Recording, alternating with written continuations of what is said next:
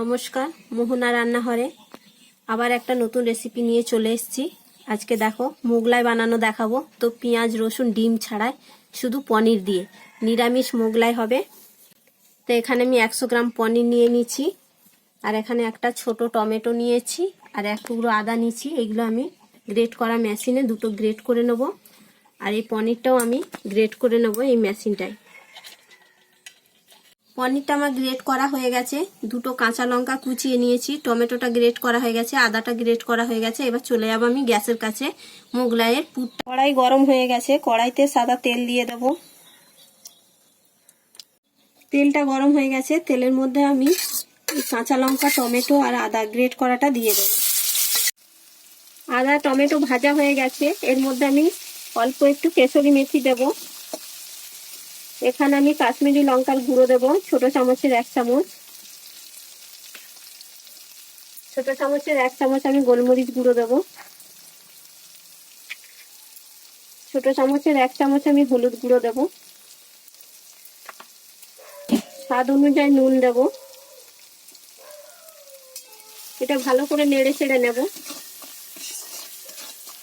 মশলাটা ভাজা হয়ে গেছে, এবার আমি গ্রেট করা পনিরটা এর মধ্যে দিয়ে দেবো।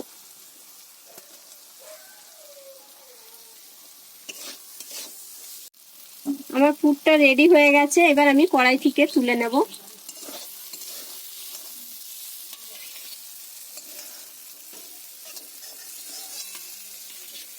মোগলাই বানাবার জন্য আমি 250 গ্রাম এখানে ময়দা নিয়ে নিচ্ছি।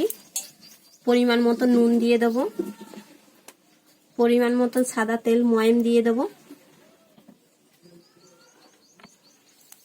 খুব ভালো করে এগুলো মিশিয়ে নেব। আর আমি ময়দাটা ঠান্ডা জলে মাখবো না, গরম জল করেছি। এই গরম জলে আমি ময়দাটাকে মেখে একটা ডো তৈরি করে নেব। ময়দাটা আমার মাখা হয়ে গেছে, এবার আমি রুটির মতন লেচি করে নেব।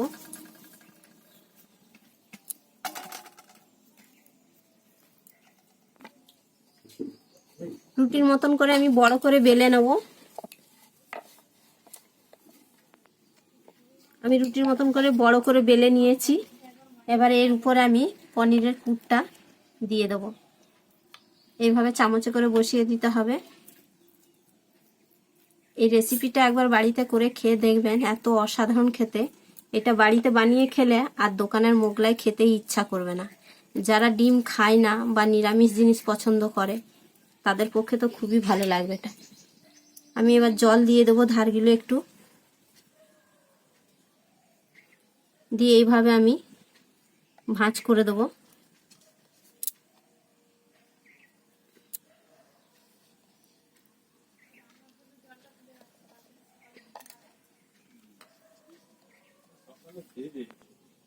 এবার আমি আলতো ভাবে একটুখানি বেলে নেব, তাহলে একটু বড় হয়ে যাবে। হয়ে গেছে আমার বেলা। সব মোগলাইগুলো আমার রেডি করা হয়ে গেছে। এবার আমি চলে যাব গ্যাসের কাছে ভাজার জন্য। তেলটা আমার গরম হয়ে গেছে, এবার আমি তেলের মধ্যে মোগলাইগুলো দিয়ে দেবো।